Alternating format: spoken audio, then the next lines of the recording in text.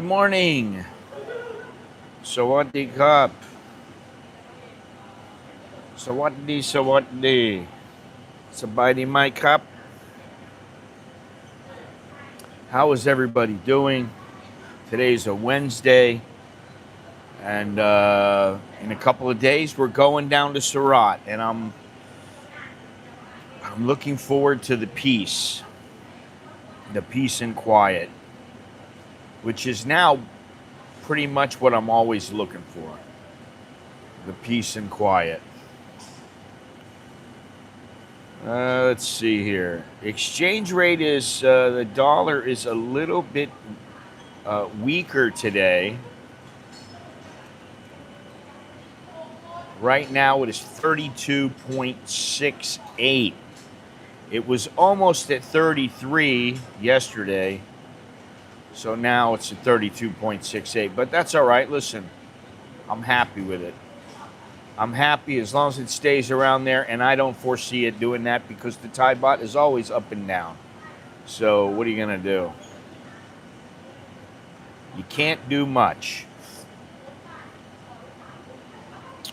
Good day, good day, good day in Surin, the land of the elephants.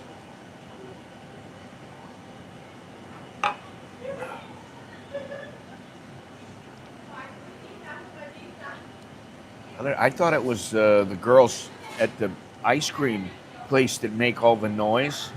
But, and there's 3 girls here, and they are just, I don't know what they're doing, but they're loud.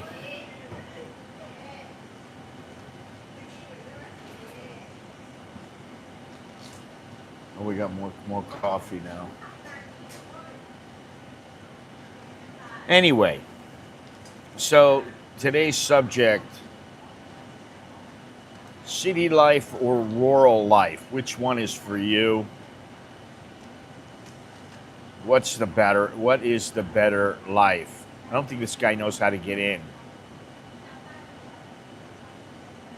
He's trying to get in here. He can't go any way. He's stuck now. He can't go over there. He can't go over there. And anyway, whatever. Not my business. Anyway, that's what we're going to talk about. And, I mean, I've been thinking about this lately, and I've been thinking about the crops and all that other kind of stuff.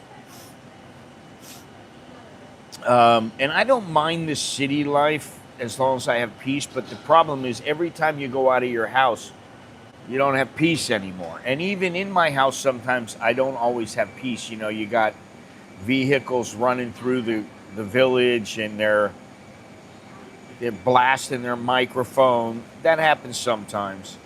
Not often, fortunately. You got people, making noise, and sometimes you hear them, sometimes you don't. My house is pretty quiet for some reason. I don't know why. Maybe it's because, I don't know. Maybe because it's set back a little bit. You have to go around. You have to go around outside if you want to come in. No, you can't go that way. You have to go out here and then come in through the door. Okay. He's like trying to figure out how do I get into this place? Ubon Ratchatani. Well, I'm really looking into this farming thing because actually I say I don't want to move to the south, but if I had a place to go, you have to go out. It's locked? What? Oh, if you want to come in, you just come in. If you want to come in here, you want to come in here? If you want to come in, you just open that up and come in here. It's all right. I got to help all the foreigners who come here. And the girls, the other day, they're asking, what does this guy mean? I don't understand him. They want my help, and what am I going to do, I got to help them, I guess. Oh, God. Anyway, I've been thinking about all this stuff, and I'll tell you what, lately I've been doing a lot of cooking. And I made a bean soup yesterday, and man, I'll tell you what, it was really good, but I put too many beans in there. They were mung beans, and oh my god, my stomach is like a rock right now. I mean, my stomach hurts, and it's because of eating all those mung beans. They're really, they're heavy. You got to put like a quarter of what you're supposed to use. What you think you might use, you put about a quarter of them in there, and that's enough. But I've been making all kinds of stuff, cooking all kinds of stuff, and I've been thinking about the stuff that we're growing in Suratani.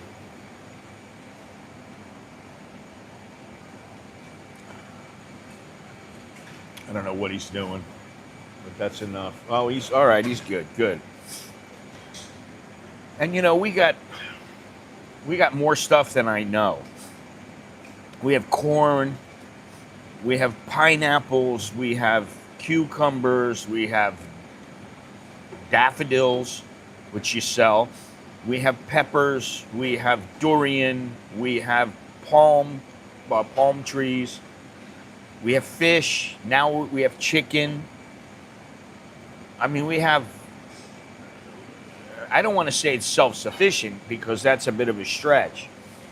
But we have a lot of stuff down there. And I was thinking, if I was to be there 3-4 days and then I went down to the beach for 3-4 days or a week, that would be okay with me.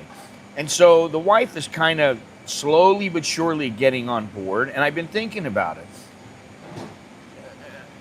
And I don't know if we would keep this place here. We might. But anyway, this is a question, and the question is always, where are you going to live? And I've seen numerous people. I saw a guy yesterday. He says, I'm moving to Thailand. This is day 6 of me getting ready to go. I'm selling my stuff. And then somebody asked him, well, have you been to Thailand? No, I've never been there. Okay, to me, that's a mistake. You don't come to Thailand and say, I'm going to live in Thailand. And I'm gonna, take a month and I'm gonna go around Thailand and pick where to live. I think that's kind of pushing it. But I think you ought to come here and make the trip, and then you go back and you decide, do I want to go to Thailand or do I want to go somewhere else? Maybe I should check somewhere else out. That's just my own opinion. I've felt that way for a long time.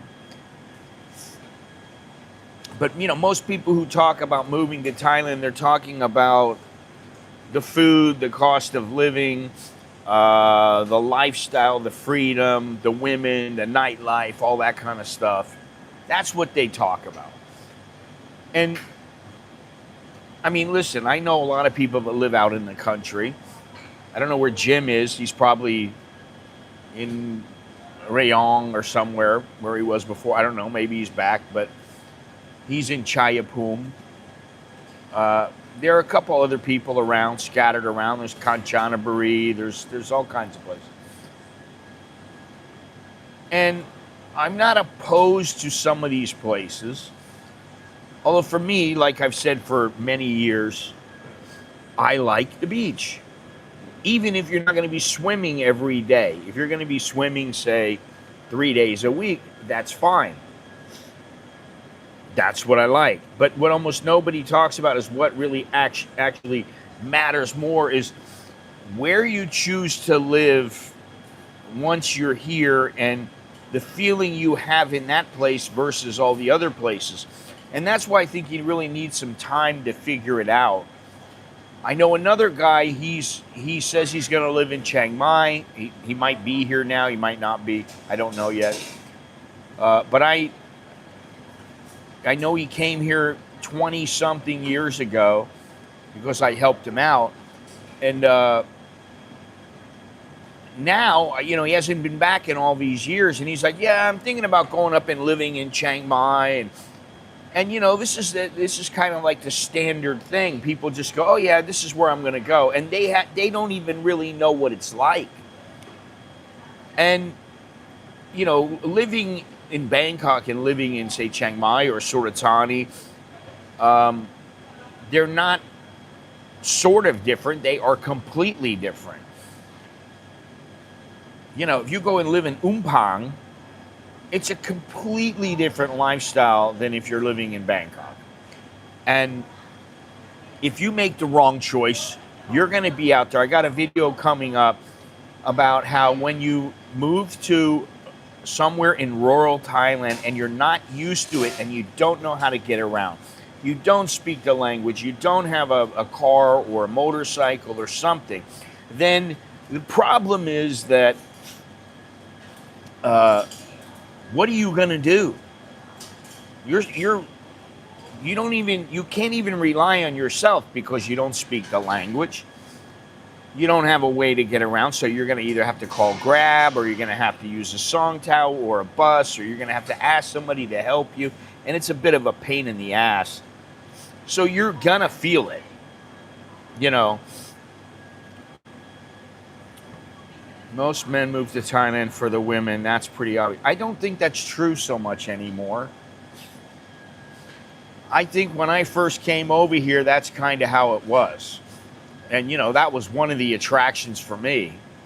But it was also the Muay Thai. Because I thought, oh, I can train here. And, oh, my God, it's so much better than everywhere else. And it is better if you apply yourself, you know, as much as you can. And you want to live the lifestyle where maybe you're living in the gym or something like that. If you do those kind of things, then yes, it's better, you know. But now I think there are a lot of retirees coming in. There are less and less younger people. And the younger people that are coming in don't generally stay for all that long. They may stay for a couple of years, and then they go back home or they go somewhere else. Oh, Thailand's not for me. I'm going to Vietnam. Listen, for those people who want to go to Vietnam, go. It's okay. You can go. I don't see that it's a problem if you want to go there or go to Cambodia, go to the Philippines, whatever you want. But I'll tell you this about Vietnam. Vietnam, you got to leave the country. You got to go out every 3 months. Unless you want to set yourself up and you want to, you know, start a business. And I know a guy there who did that. It's possible, but, you know, the other thing is that it takes money. So if you're 25 years old and you go, I got $7,000, I'm going to live in Thailand and I'm going to make it.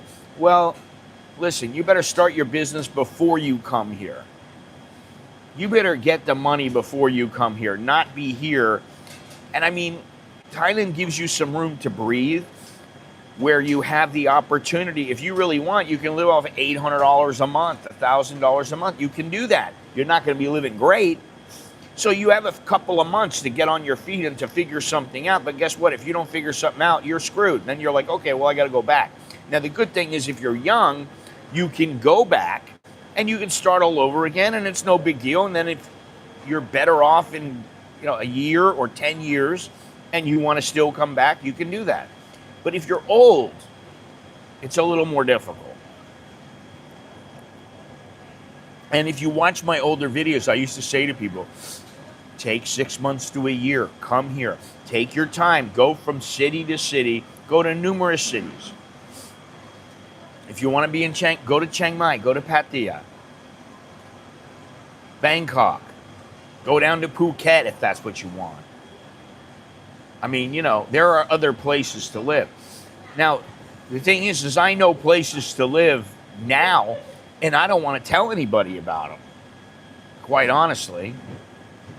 I mean, I know places where the problem is you want there to be enough people to where if you want to go and do something, you can go and do something with a little half-hour drive or something like that. If you need to go to the hospital, you can get to the hospital pretty quick. You have to think about these things. And people don't do that, okay? Now, if you don't know who I am Scott all day long, and I am an American in Bangkok, and I've been living here for about 32 years now, and I've been on YouTube for a little more than 13 years, concentrating on videos and live streams about Thailand, Southeast Asia, and other various expat destinations. So, if you find this content intriguing, enlightening, informative, whether it's about Thailand or elsewhere, click the like button, please. And if you haven't done so already, subscribe, hit the notification bell so you don't miss any upcoming videos. And if by chance you need a consultation, email me at anamericaninbangkok@gmail.com. All right. So like I said, I'm on my way down to Suratani. And, you know, I want to talk about something I've seen over and over again, and that is that guys never really get it. They come here. Some guys come here, and it just goes way over their head, and they think Thailand's going to fix something. And it's not going to fix anything. It's going to fix something if you've got a minor problem, like you don't want to hear about politics. Well, it's not going to fix it if you're going to be looking at the newspaper every day and you're going to be looking online every day for the news. It's not going to fix it. But if you don't, like I don't most of the time, or if I do, I just look at the headlines and then I go on. I don't want to know it. I know vaguely what's going on, and that's all I want to know. And people think Thailand's going to be cheaper. It's going to be more relaxed. It's going to be something that they're missing back home. Maybe it's going to be easier for them, and sometimes it is. And in fact, this is the best move I've ever made in my life, coming to Thailand. It was in the beginning, it wasn't easy, but over time, now it's the best move I've ever made. You know, I'm glad I'm here. I'm glad I don't have to deal with any of the BS back in the U.S. I'm glad I don't have to think about it. And, you know, somebody wrote a couple weeks ago about how, oh, you see what Trump's doing? Oh, my God, he's your president. You Americans, and I'm just like, dude, I don't, what are you telling me about it for? I got nothing to do with it. They're going to do what they want to do. You know, hopefully things work out. That's how I think. I try to think positive. But, you know, if you're some guy and you make a decision and I think personally, you make a decision to move to Thailand, you've never even been to Thailand before. All you've done is seen it online. I think that's a mistake. Now, I don't think that it because you haven't been here, it won't work. It might. Depends on what kind of person you are. And it depends on where you choose to live, which is what we're talking about today. And it depends on exactly what kind of person you are and what kind of things that you need. And, you know, if you're not the right kind of person, then things are going to start going wrong for you. And, you know, you're not really choosing a place as you're choosing your day, you're choosing your routine, you're choosing what your life looks like when you wake up in the morning. And you got to remember this. What is it going to be like when you have nothing going on? Are you just going to be sitting in a room? That's kind of boring. You know. All right, what are you talking about here? It's very difficult to make money in Thailand. Many men stay too long and then feel like they're stuck here. Appreciate you always keeping it real. Well, thank you. Since you stayed here so long, how do you protect yourself in terms of Social Security and retirement? Many of us old timers, long stayers are screwed. Why would you be screwed? I don't understand that. I think you don't keep your money in Thailand. You keep your money in an outside country or countries. You keep some money in Thailand, some money in the U.S., and maybe you keep it somewhere else as well. So if you're going to lose your money, you're not going to lose all of it. But I don't know exactly what you mean about how do you protect yourself. If they're going to take Social Security away, they're going to take Social Security away. I personally don't think they will. I think they'll raise the age. I think they'll make it more difficult. Maybe you'll have to pay more. I don't know what it's going to be. But I don't foresee them saying no more Social Security. Everybody who's in the system already is going to continue until they die. That's how I look at it. Now, I could be wrong. I don't know. I've been known to be wrong, but I've also been known to be right. So Anyway, let me go on here. Obviously, you know, the city life is different than a very rural life. And I'll tell you what, I used to live in Udon Thani, and I lived in a village. Um, I didn't live in Udon Thani city. I lived in a village. And it was, you had to look for things to do. And what I did most of the time was I was learning, this is a long time ago, I was learning how to make websites. And so it took, I mean, I sat there all day trying to figure things out. All day, every day, maybe six times a week, I would just sit there and do that. I didn't even have a computer back then. This is, you know, 31 years, 32 years ago.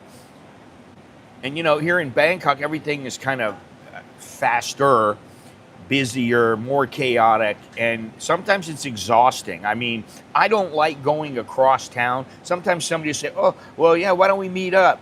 Why don't you come over here? It's, you know, I'm like, where are you? Oh, I'm over at Siloam. And I'm like, wait a minute. I'm not going all the way over to Siloam. For what? You want to pick my brain? Well, then you come over here. Don't, you know. I mean, you know, if you're coming here visiting, to me, that's a little easier. I don't want to have to go around. I don't want to have to go everywhere if I don't have to. I like to conserve my energy and go places when I want to go. I thought about going somewhere today, but, you know, Wednesdays here is a 2-for-1. I'm a little bored with this place, to be honest. But they're consistent. And I've been going to some different coffee shops. You know, I go every day, every other day, and I go to all these different coffee shops. And what I found is a lot of them are just mom and pop places that are very, very small. And I think if I'm streaming in a place like that, everybody in the room's going to know what I'm talking about. And I'm like, that's not the... And also, I mean, I went to a place the other day. It was called Cascara. And I get to the place, it's in an apartment building.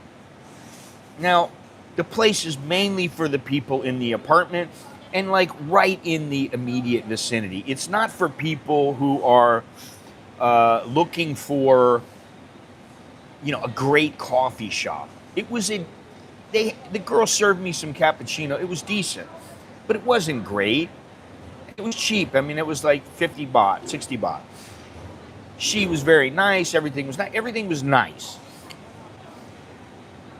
Now, would I go back there again? No, I wouldn't. Because it's a little mom and pop place. Now, this place is a bit bigger. In the back, there's 2 places that I like to go.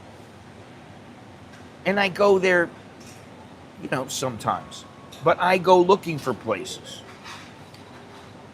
And then I think about down in Suratani, there used to be one coffee shop, and I could walk to it in about 20 minutes. And that's what I used to do. I used to go there, walk there, have, you know, an espresso or 2, sit there, chill out, think, look, you know. Been closed for years now. I told the wife, I said, you know, we need to put up a coffee shop and, you know, I don't know, a bunch of other little stuff here. We need to get this place, you know, we need to get it the way that we really want it. But, you know, here you got all the traffic, you got the noise, you got the pollution, you got all these things. You got a lot of distractions. If you're out in somewhere like Surat, I can go lay in a hammock. I can just lay there. I can fall asleep there. Now, I guess I could do that in my front yard, but there's going to be noise, there's going to be people. This way I go out, it's in the shade, I'm under a palm tree. Pretty nice, right? But when you walk outside here, you know immediately you're in the city. And many people want something more simple, more quiet, and that's, I kind of want that. I don't want the air pollution. The problem in Thailand is most places are pretty polluted, air-wise. The air is polluted most of the time in Thailand. There's not any one place that is consistently, like you got like 5 on the scale, the AQI scale. There is no place like that in Thailand that every day you're going to get a 5 or a 10 on that scale.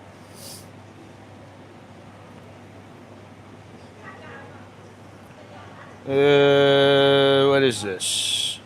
I am not screwed. Well, what are you talking about? I don't understand what you're talking about. Screwed how? I mean, I know about people like in the UK where they can't get a bump up from their retirement. They're not allowed to get raises or whatever. Maybe that's how it is with Australia. I know about that, but I don't know about it much else. How's the shoulder? It still hurts. It's nowhere near as it used to be, as bad as it used to be, but it is still bad enough where I can't really do any exercises with weight. 30 years here, most don't pay into your Social Security. Well, I did. No 401k, it's not to retire uncomfortably, just holding cash is losing to inflation and debasement. So how did you manage that? Well, I did work. I worked a lot and I earned money. And I was smart. And I know you have a hard time believing that, but that's the truth. And I didn't have a 401k. And I'm not saying I'm like, filthy rich here, but I got more than enough money to pay the bills. I got money left over that I saved with. I don't have any concerns, really.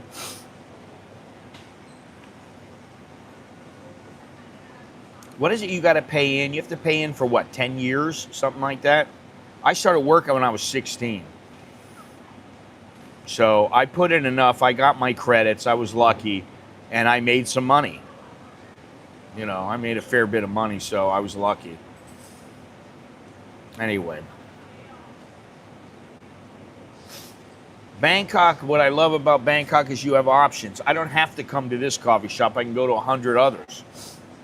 And I have, really. I mean, I'm looking for coffee shops this morning, and I saw 1 or 2 that I thought about going to. And then all the other ones, I'm like, oh, this one's permanently closed. Oh, this one, I've been there. Oh, this one is way too small. I don't want to go there. But there are still a lot of options. You can wake up and you can do whatever you want. You can go somewhere. You can go see something. You can go sightseeing. You can do whatever you want.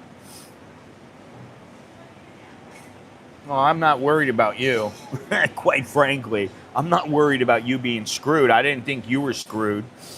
You're living here, so that says something. If somebody's living here and they've been living here for a long time, that says something about them. And you don't have to have, $30,000 a month or, $20,000 a month. You don't have to have that kind of money. You got $3,000. Most guys, if you're single, that's great. You can do well.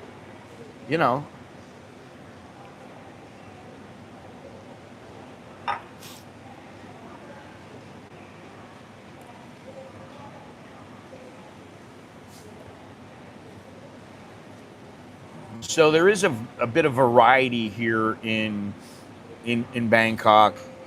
There's movement. There's things happening. My wife asked me today. She said, you go out every day.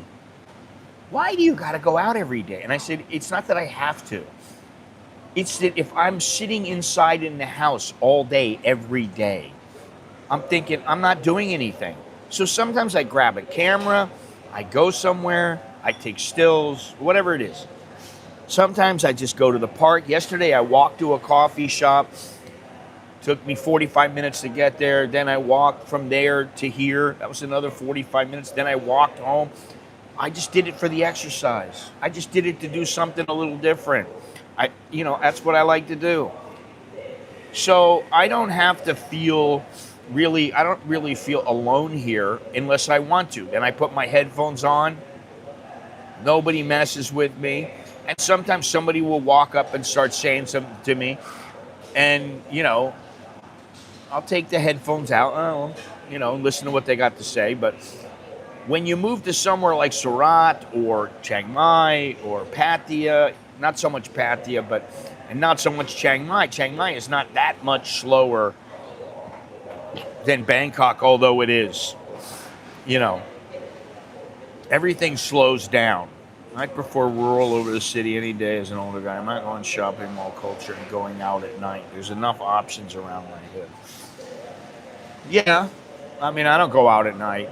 Almost never do I go out at night. And I used to, but I don't anymore. And as far as the shopping mall culture, the only culture that I have here for me is, I don't even buy things from here all that often because sometimes they're a lot more expensive. I don't buy cologne here because it's more expensive. I know where to go where it's cheaper. So I buy my groceries here, and I buy my groceries at the market. I've been buying a lot of vegetables at the market. And I get my coffee here sometimes, and that's it. Sometimes I get bags of coffee, take them home. And, there'll be a time when I'll say, you know what, I got plenty of coffee. I got everything, and I do now, pretty much. But I'm just not there yet. I kind of need to be out and about. I need to be doing things. Whether it's going to Klong Tui or somewhere like that, because I need to get down there before they start bulldozing stuff. It doesn't matter, it gives me something to do. God damn, man.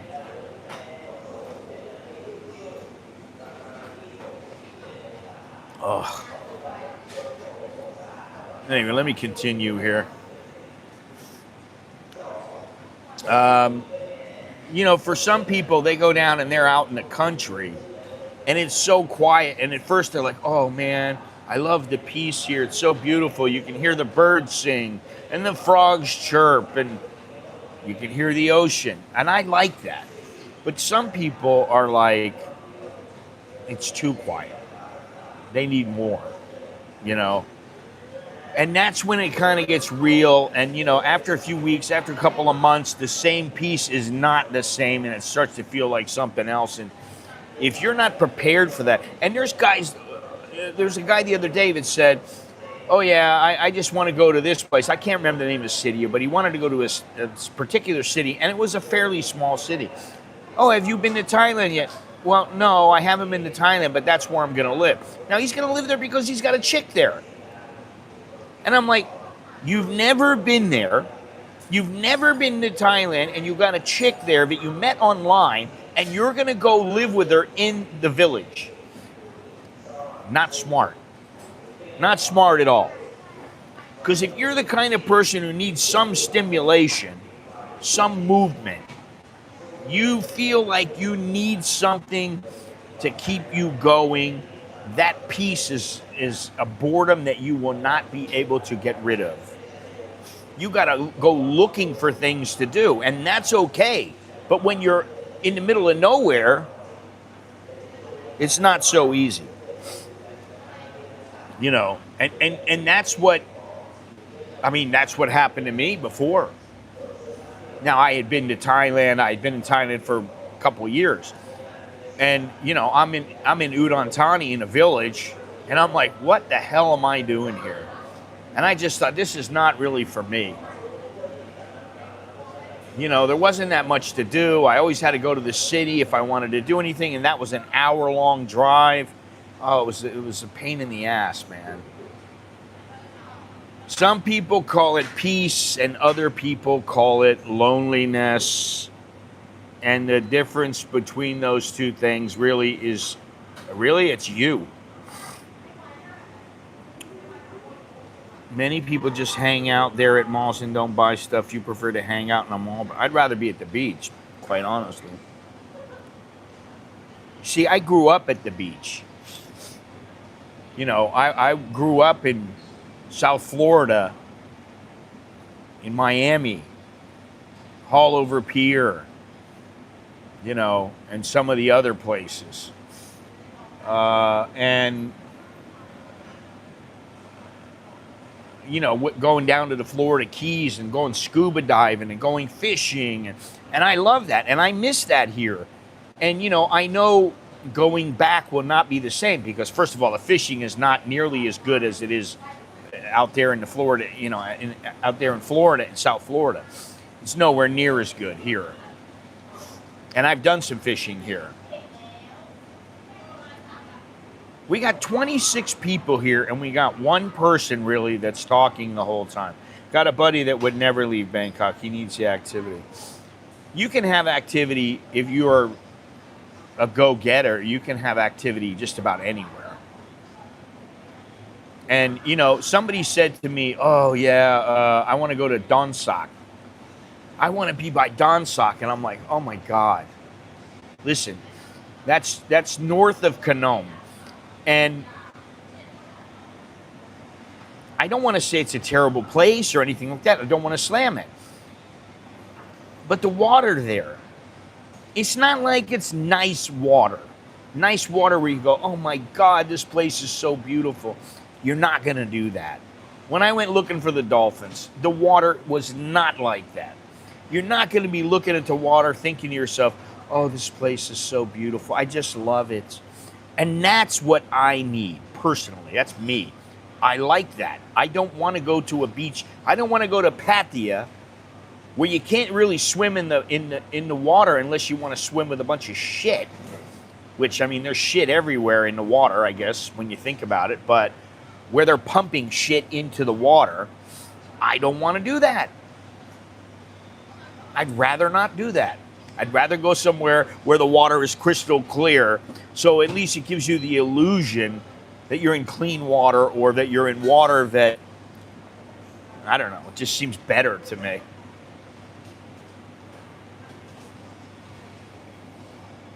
I know exactly where I have to go, and not many people know where the place is, but I know exactly where it is, and I will go there, but there's something to be said about, when we go down and I look at the farm, I want to see, well, before the last time when I was there, not much was growing. Now I want to see, well, how are things coming along? And, there's some things that we need to do there that I didn't think about and that maybe my wife didn't think about. And, she was talking about it today, how, people are struggling. Even the durian prices are not as high as they could be. And so, yes, you can make some money from durian, but you need, a decent investment.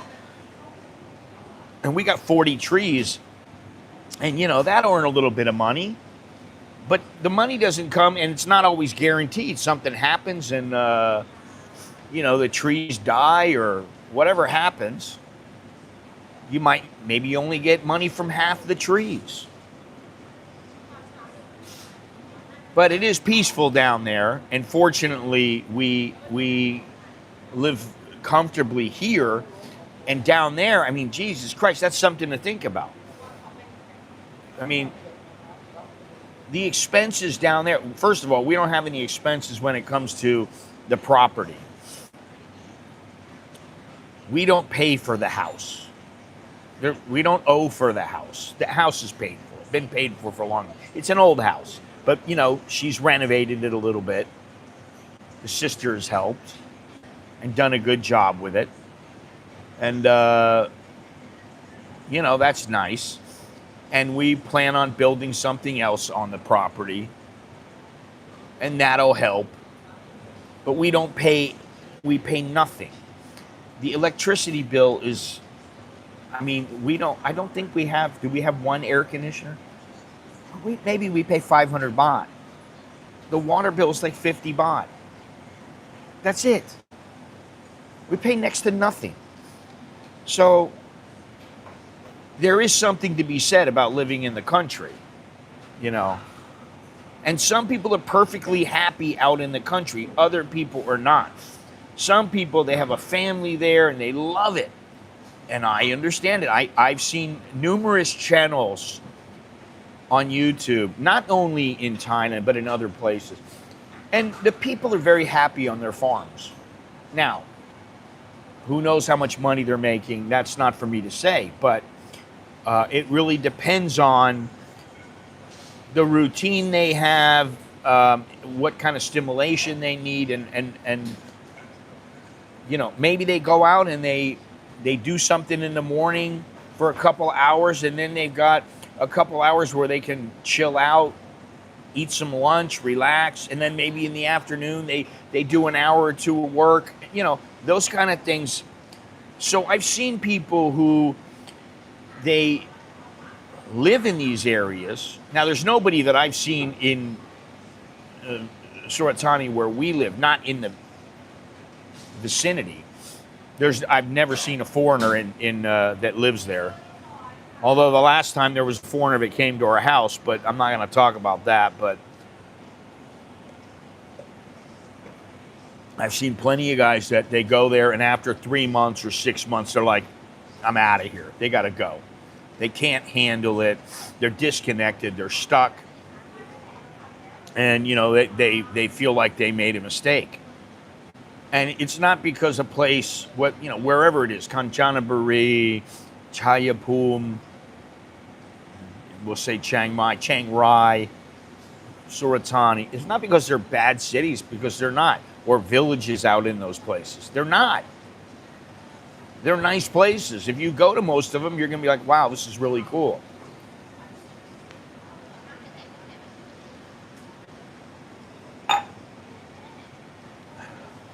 It's not as good as it used to be. I don't enjoy it as much, I think. Anyway, you got to go where you fit in the best. And, the truth is the villages are cheaper, but if you want to come to a place and just go, I want to live where it's really cheap, you're missing out, man. We got no rent. Food can be cheaper because you're eating local. So your day-to-day expenses are lower, but cheap doesn't always mean better. And I'll tell you what I found. If I need something that's high quality, whether I want a high quality bean, I want high quality cheese, there's some wine I want. That wine, and it's not like fantastic wine, it might be $10 in Spain or Greece or wherever, but here it's $50. So you really want to fork that kind of money over. But if you're able to save your money and you're living in Bangkok and you're not enjoying your life, well, then why are you here? Why not find somewhere else that's more enjoyable? If you're saving money, if you're just like, oh, well, I know a guy who he complains because he's like, well, I can get by here, it's fine. But he doesn't have enough money to go anywhere else. He's like, oh, I could go to the Philippines, but he doesn't want to go fly over there, spend the money, find out he doesn't like it, have to travel around the country just like traveling around Thailand. To me, one of the go-to places for old guys who are alone is Pattaya. They just want to go there because they figure they can get a piece of ass when they need it, or they can find some girl who they just put on the payroll and they're good. And it's fairly inexpensive to live there. They can get around. You can get around Pattaya very easy. And some guys want to minimize every single expense and try to live as cheaply as possible. And I think that's why people like Pattaya, because something is going on there all the time, and it's not all that costly. But some people are staying in a place and they're like, well, I don't really have any money, and there's not much going on here. So if I want to go somewhere, I have to spend money to get out of this area. So they're not stimulated. There's no connection with anything. And then here they are, they're sitting there all alone, and maybe they're saving money, but they're not happy. And then they start blaming Thailand, or they start thinking, this is my miserable life. But it's really not Thailand, it's the choices that they made,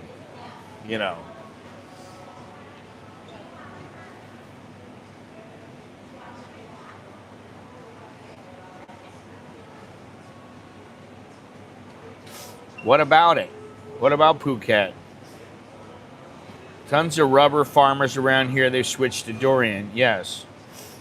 Well, eventually, the market will adjust the prices, and we got rubber trees too in the family, and the price has gone down dramatically.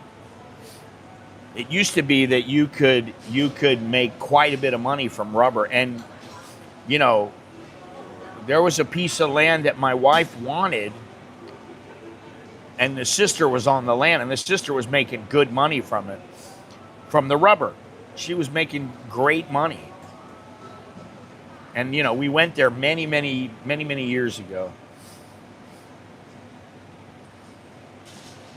Is it difficult to open a tourism business? Well, what do you think? I mean, honestly, I know so many people. This is the thing.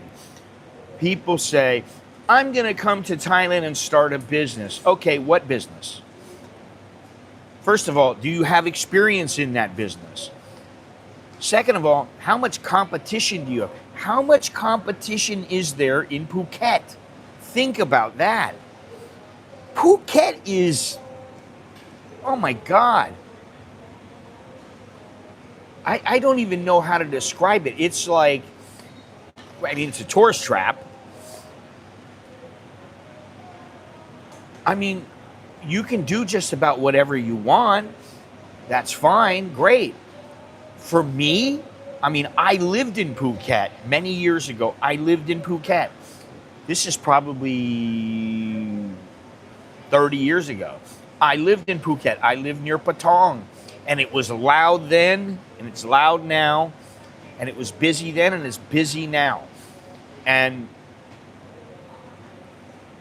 you're asking about a business there. God damn, I wouldn't want to start a business in Thailand, period. But if you were to start a business, you got to be smart about it, man. Really smart. You're not going to be able to go, well, I'm going to take $10,000 and I'm going to put $5,000 into this, and then I'm going to do this and I'm going to do that. I'm going to make a lot of money. No, you're not. And not pray either. Jesus Christ. One thing that I hate to say this. Look online for Thailand. Damn near anything that you look for has been done to death. Forget about looking for the Grand Palace or, something like that, where, of course, there's people that go there. Starting a business is difficult anywhere. But when you start a business and you may not know the culture, I know somebody, I'm not going to, talk about it too much, but there was somebody that messaged me that was asking about starting a business. And I said, well, how old are you and how much experience do you have here? And he had lived here for a very short period of time, working for somebody else in another country, legally, supposedly. Now, you want to start a business here. Okay, do you speak the language? Do you really know the culture?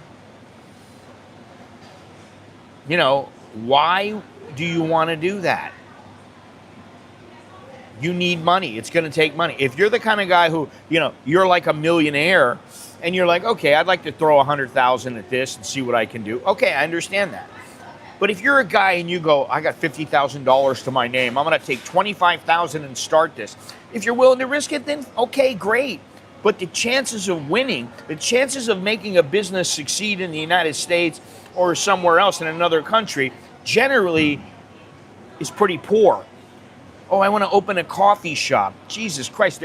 In Bangkok, I would never start a coffee shop. Coffee shops open and close like, changing underwear. Live in a room with a fan. Okay, well, if that's what you want to do, dude, go ahead and live in a room with a fan. That's not my lifestyle. I don't want to live that kind of a lifestyle. For what? Really? Why would I do that? Even in Suratani, yes, we have fans in Suratani, and I think we have one air conditioner in there, in what is now our bedroom.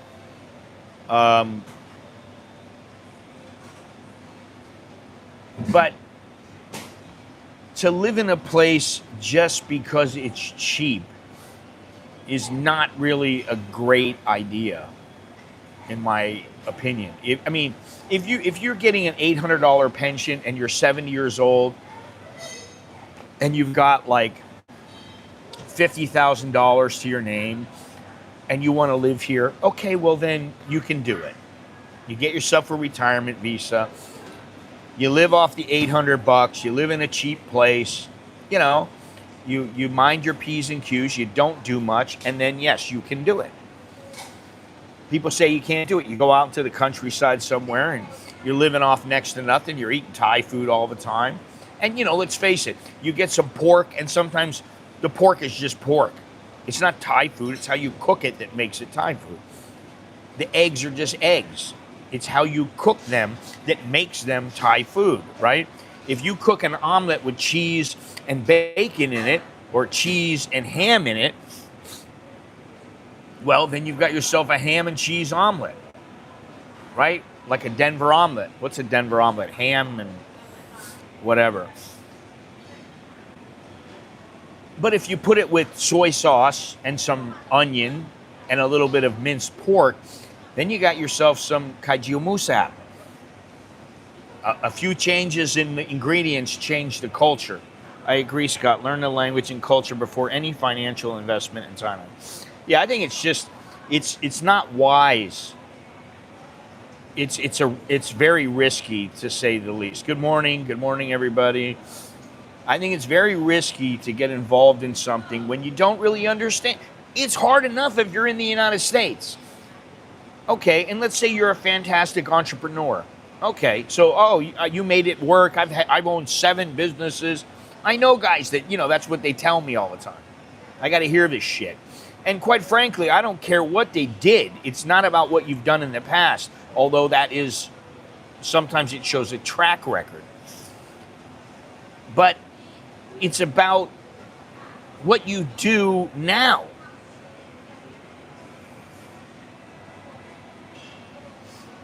Listen, yesterday when I walked was the only time that I've sweat in quite some time. And I've walked a lot of places, and I just haven't been sweating. And I'm like, why?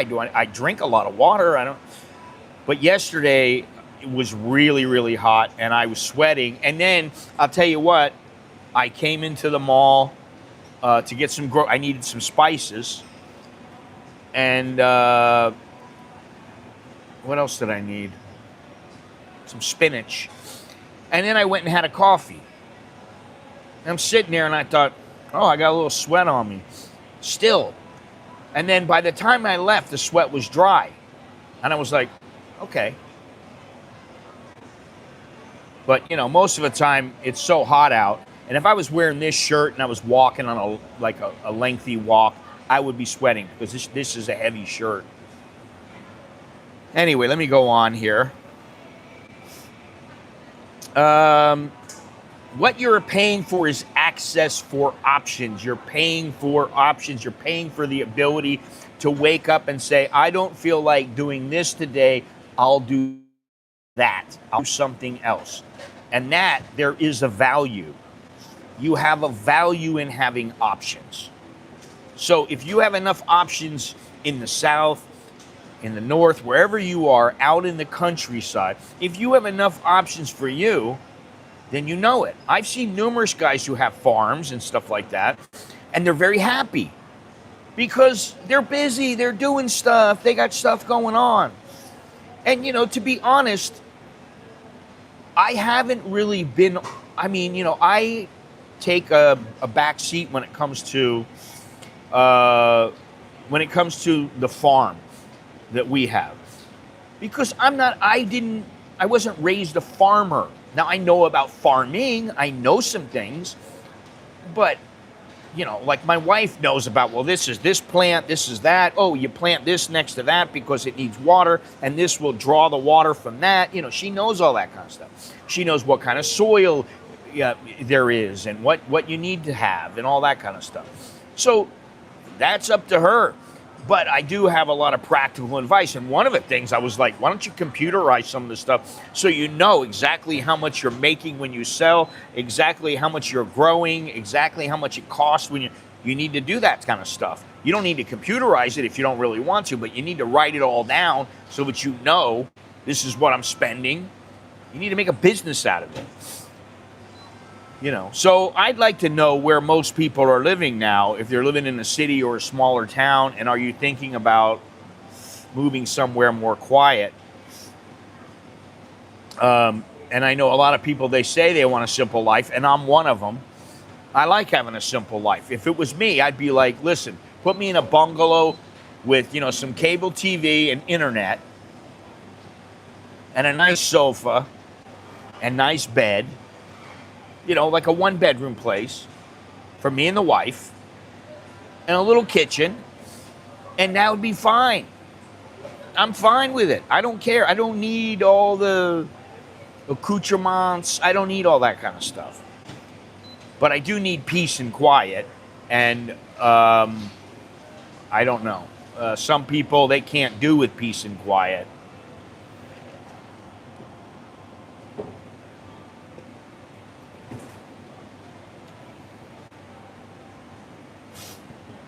I was late. I just got through putting together my new 72-volt e-bike. Man, oh man, oh, the 53. And 1 second, kind of scary at first, and I used to ride sport bikes.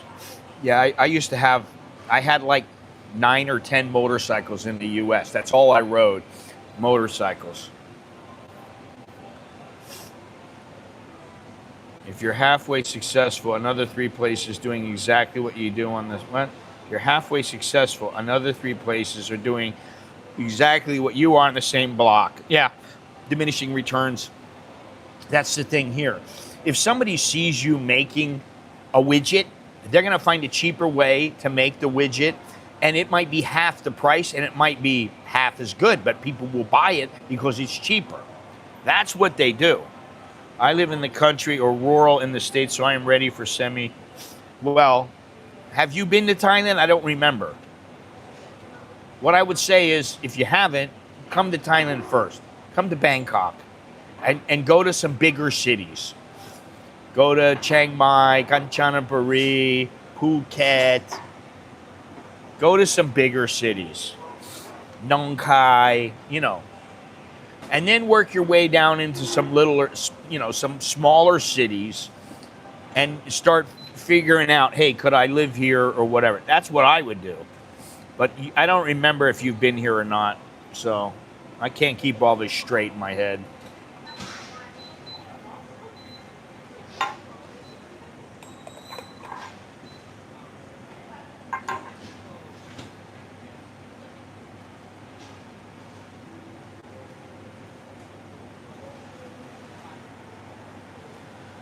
Whew. Yesterday was the first day in quite some time where I have run out of Greek yogurt. And the reason I've run out is because we're leaving in a couple of days, and I didn't want to have Greek yogurt sitting in the refrigerator for a week, and then it goes bad or something. So I've been eating it all up, but I have to get one today. And some milk. No, I haven't been to Thailand yet. Dude, if you haven't been to Thailand yet, don't just say you're going to come to small town Thailand. Small town Thailand is a little bit different than small town in the United States. I'm just going to say that straight off the bat.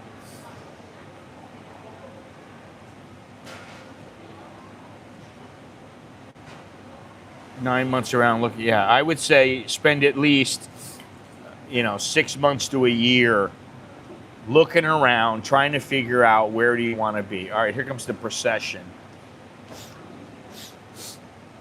To not settle down for 1 to 2 years. Well, that's good.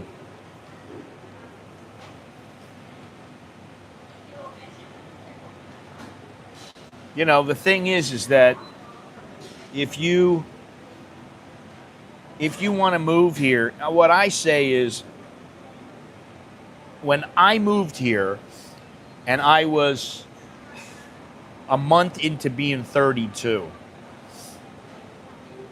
Now, I still looked, at that point, I looked like I was like 25 or something, 24 or whatever. And so if you're single, well, then you can probably hook up. Now, if you're older, you know, maybe you're not going to hook up with anybody, or if you're going to hook up, you might hook up with somebody a little bit older that has kids, which is a bit touchy, or you have to be very, very particular, and you don't hook up with anybody unless maybe they don't have kids, or maybe they're the kind who, you know, they're a 25-year-old virgin or something like that, and, you know, you'll find those kind. But,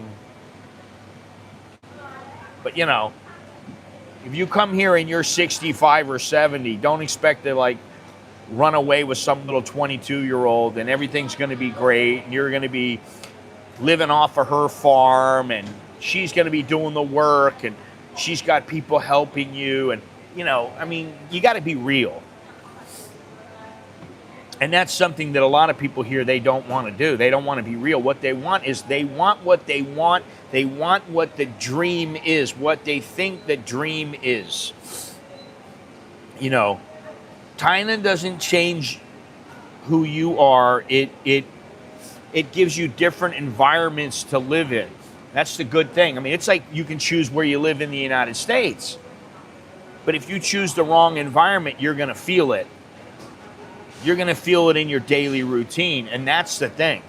I like my daily routine here. Now, if I was to live somewhere else and I couldn't go to a coffee shop every day, or I couldn't go every couple of days at least, you know, or I'm going to some crappy coffee shop like once a week, that might kind of hurt a little bit. And it's not that I got to go to a coffee shop. It's just part of something I do, right? You're going to feel it in your mood. You're going to feel it when you wake up and there's nothing really pulling you to get out of the house. You get out of the house and you go, oh, here's a bunch of palm trees. It's so nice out here. It's beautiful.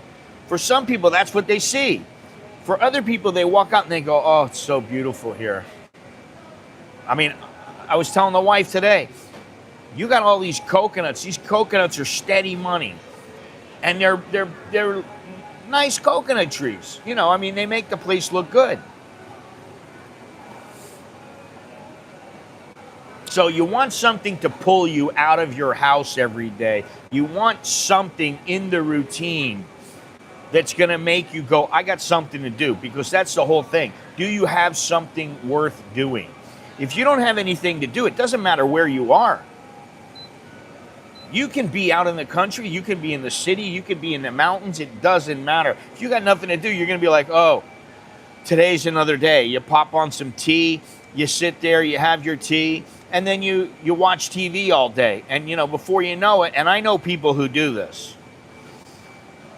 before you know it, you know, the days have become weeks and then months. Oh, man.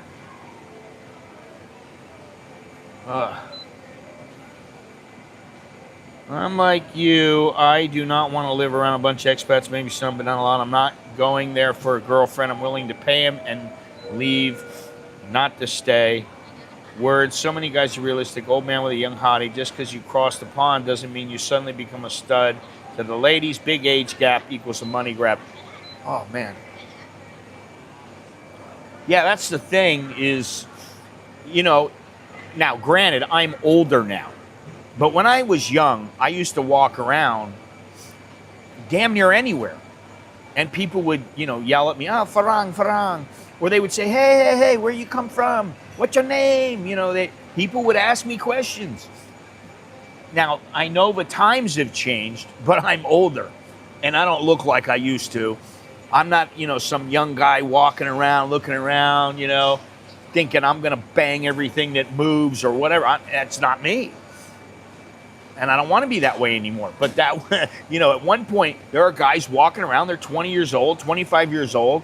And, you know, if some young, good-looking chick wants to have some fun, whether they want to stay with them or just nail them for a night or whatever it is, obviously that option is there. But when you start getting older, and I've said it before, you start getting older, And the next thing you know, the girls, they ain't looking at you going, oh, that guy in his 70-year-old saggy ass is so sexy. They're not thinking that, you know. I take walks in the beautiful park daily in Bangkok, then go see the juice lady or go get a coffee. Sabai, sabai. I just know I want beachside or at least within a block of the beach in a cheap non-expat area. Okay, good luck in finding that. And I would say Bang Saray or Rayong, you can say, yes, those are better than many places, but I say there are better. And I'm not naming names. I'm not talking about where they are or anything like that because, quite frankly, I'm not giving them away. Now, I used to know an island. Well, I still know the island. This is a long time ago. My wife and I went there, and there was like 14 people on the whole island. It was called Kosaboya. And it was, Saboya was Siboya. I don't know how it is now. But it was near Krabi, but there weren't many people on it. There was only one restaurant, and we had a bungalow. We were out in our bungalow, sitting out there in the front of the bungalow, butt naked, at night. Nobody's out there. Just us. Our bungalow, we were all alone. And it was great. Now, I don't know if that place is still like that, but, you know, live near Lam Mat Pim, look it up. I am right next to Chantaburi. Chantaburi produces about 50% of the durian that comes from Thailand.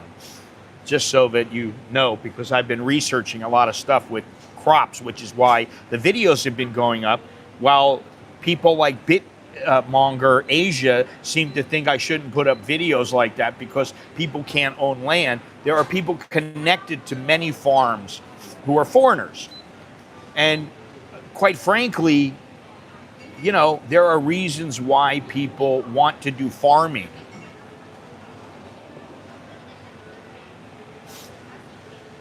Bang Saray, Bang San, all those places.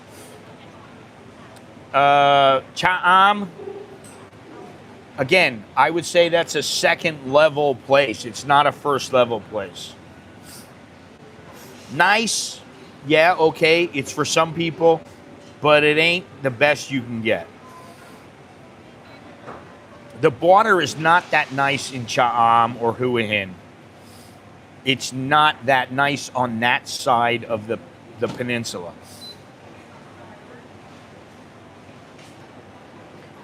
It's not that you can't be involved. People are involved. Believe that. If you think people aren't farming here because they're a foreigner, I'm not saying they're going out and, they're going out and plowing the fields all alone. But people go out and they help and nobody says a word. They may not even own the land. I mean, obviously, because you can't own land, you can lease it. But I saw one guy a couple days ago, I saw a video by this guy, and he had a tractor, and he would go out on the tractor and plow the field. He did that all the time, and he had a big piece of land. Bang Saray, where you live when you want quiet compared to Pattaya, but Pattaya is close enough. What? Pattaya is close enough to Pattaya if you want that scene. Man, I wouldn't live anywhere near there. To be honest, if you don't want to be involved in the bar scene, don't go there. You say 35 years. You told me the other day it was 28 years. I thought you were living here less than me. Now you're saying 35. So what is it?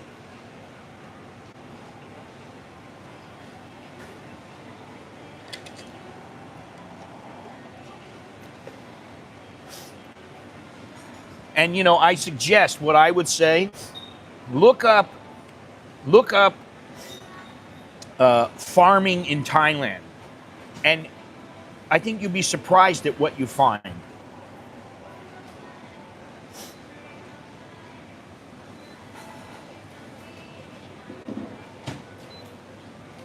So you qualify for a retirement visa. That's if you want to live here. You say you're happy there, so why do you want to live here?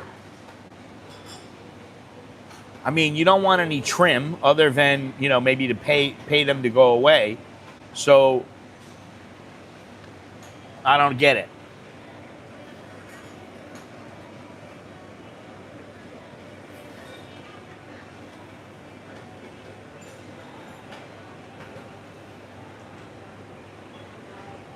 Okay, if you are enjoying this stream, I appreciate you being here and appreciate all the support I get on the channel. Super chats are also appreciated. And if you're serious about figuring out where you should be living, you can always email me at anamericaninbangkok@gmail.com for a consultation, or you can look down below.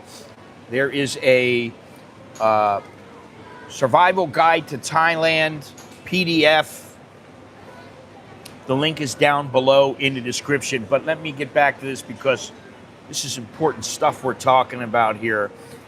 And what I think is a lot of people don't really fail in Thailand as much as they fail in their decision making and the decision about where they want to live. They put themselves in a place where it doesn't match with who they are, and then they wonder why they feel something is off. And I've seen this for decades. And let me tell you something. That's one thing about me. I can live out on a farm. Now I can. But when I first came here, I don't think I could. I wasn't really into it. I said that. I was bored. Now I know how to get around. I know how to do things. I know, you know, listen, if you don't know how to get around, if you don't know how to speak the language, how are you going to talk to people? Yeah, some people speak English, but how are you going to talk to people? I would do the DTV. I think the heck with agents and the 800,000 baht in a bank there. I day trade stocks and options, and you can get the DTV doing that. Yes, but it's unlikely you'll get a bank account here. Now, maybe that doesn't matter to you. What I find is it is important to have a bank account here, or always have, you know, you're always going to be carrying cash around. And some places are starting not to take cash, but, you know, you don't go to those places. I mean, there are certain places they don't want to take. Oh my God, look at all these people coming in. Oh, they got this. Today's the day where they got the special. Look at this shit. Now this place is packed. Yeah, I got all kinds of people. 1, 2, 3, 4, 5, 6, 7, 8, 9. You got at least 10 people here. I have not been living here nonstop. I worked in Bali and Myanmar, but I was coming here often. I also went back to the States 14 minutes to attend graduate school.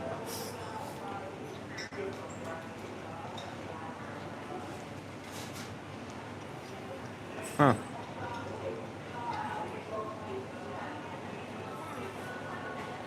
Interesting.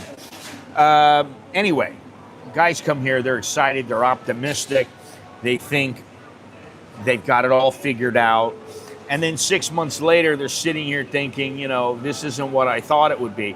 And I'll tell you what, and I always use him because he's a perfect example. Jono. Now, Jono studied.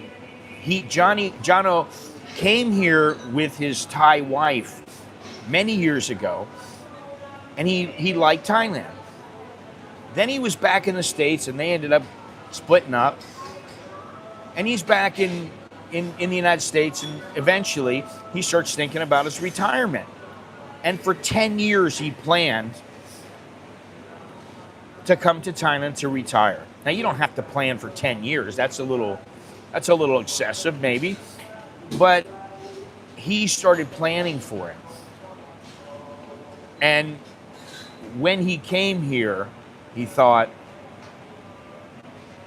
he thought, well, it's not what I thought it would be. No, it's not what I thought it would be. I thought it would be different. And he was as prepared as you can be, but he thought it was going to be different.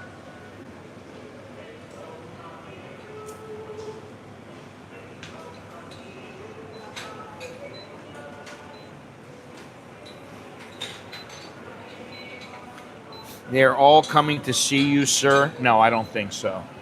I don't think she's coming to see me. I'm waiting to see if foreign wise accounts will have the scan. They will. Well, the Thai one, Thai wise accounts will in, I think, May.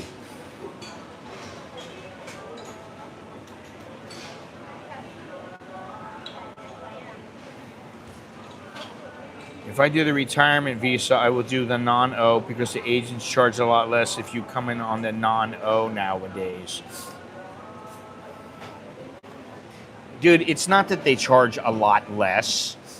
They charge less because if you get the visa outside of Thailand, you've already got the visa.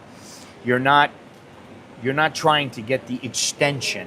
That's why they charge less. If you already have the visa, they're not going to charge you 35,000, 40,000, whatever it is. They're not going to charge you that. You need to get an extension because you've already got the visa, but you're going to need to show your insurance. You're going to need to do your checkup. You're going to need to get a police report. You're going to need to do several other things you don't need to do if you're on an OA.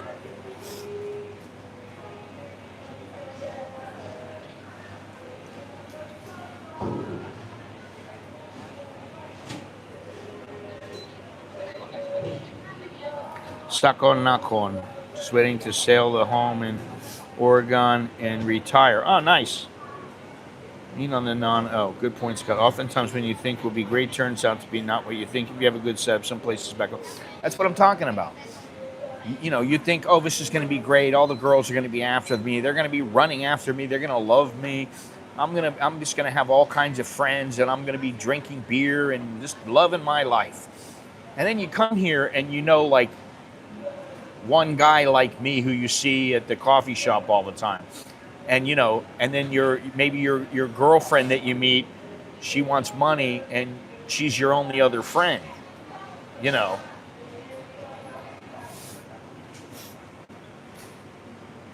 I don't miss Mexican food because I can get Mexican food here in Bangkok. There's a couple places I know that are pretty good. I miss conch fritters. I miss key lime pie. I miss dolphin, the fish, eating dolphin, the fish.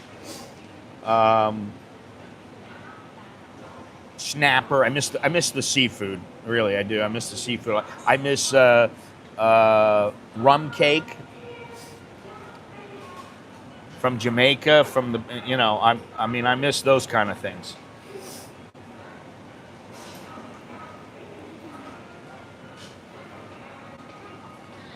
So when you're thinking about living here, you don't just think about, oh, that sounds like my dream place. Man, you got to check it out.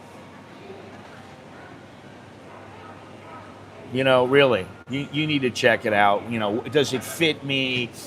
What's this place like? Oh, it looks so good. Then I get here and you're like, oh, there's not much to do here. There's no stimulation. There's no fun. There's no people around. I mean, I know if I want to go out, I can just tell my wife, hey, let's go out. I know if I want to go out with a bunch of people, okay, well, we'll just go out with the kids. Oh, well, let's go out with some of your coworkers. Ask them if they want to meet out. Okay. Or I just tell somebody, hey, you want to meet up? I mean, I do that all the time. That's kind of what I do. And I don't do it all the time, but I mean, I do it like once a week, once every 2 weeks. I go and meet somebody, or I go out with the wife, or I go out with the family, or whatever it is. So for me, I'm comfortable here, but it's just that it's a little bit noisier than I would like it to be here, and there's no beach. You know. But still, I like it. And I like the fact the other day I was like, what was that coffee shop I went to? Hunter Coffee Specialty. Ugh. Hunter Coffee Specialty something or other. And when I got done, I went, I think I'll go home. And I just walked outside, went upstairs, got on the SkyTrain, boom. And I get to the mall, and I'm like, do I want to go home or what do I want to do? And I had to get some things from the grocery, like usual. And I get a couple things, boom, I left. Take a motorbike home, I'm home in 5 minutes, you know. So for me, it's very good because everything's convenient. It's just a matter of, do I want to go somewhere that's more quiet and less convenient and be more of a homebody? And I think I'm getting to that point now. And I think that's the thing. You have to get it right where you want to live, because if you pick the right place, you can have a great life. It doesn't matter, you know, what's not good for you might be great for somebody else. But if you get it wrong, then you're going to feel it. And that's really the truth that nobody really talks about. Oh.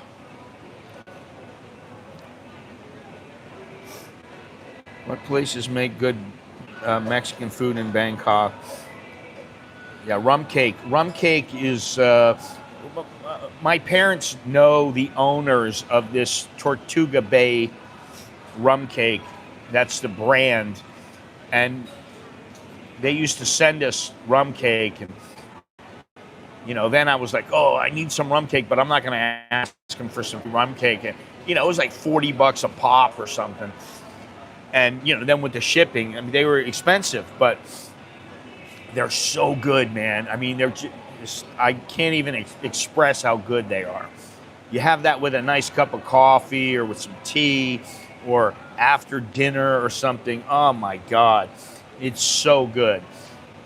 And, but as far as the Mexican food, I mean, there's always, what is that, Sunrise Tacos. And there's a couple places. There's a place near Terminal 21. I don't remember the name of it, but like it's downstairs. And I went with Jono and with Billy, and we had some great tequila there. We had like 4 or 5 different kinds of tequila. We had all kinds of food. It was really, really good. And there's another place, I don't remember the name of it because I don't go there much, which says something about Mexican food for me. I make my own. I make burritos. I make tacos. I make enchiladas. I make quesadillas. You know.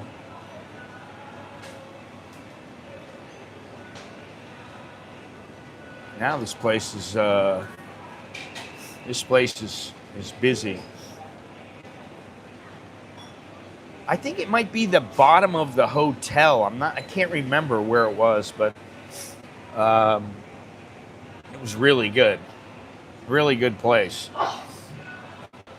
Billy, if you're watching, you should put the name of that place. I forget the name of it. I never remember this stuff because I know I can look it up. Now, I was looking up a coffee shop yesterday because the guy at this one particular coffee shop has a manual espresso maker, and it's called the Roque espresso maker. And I've had it for years. Billy gave it to me, and I've had it for like 10 years.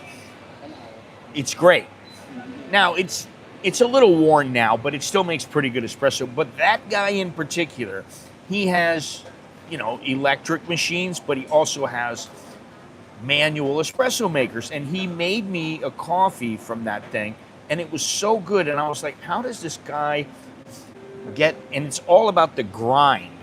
So I was thinking about it yesterday, and I thought, what is the name of that place? And I have all the names in a database of coffee shops.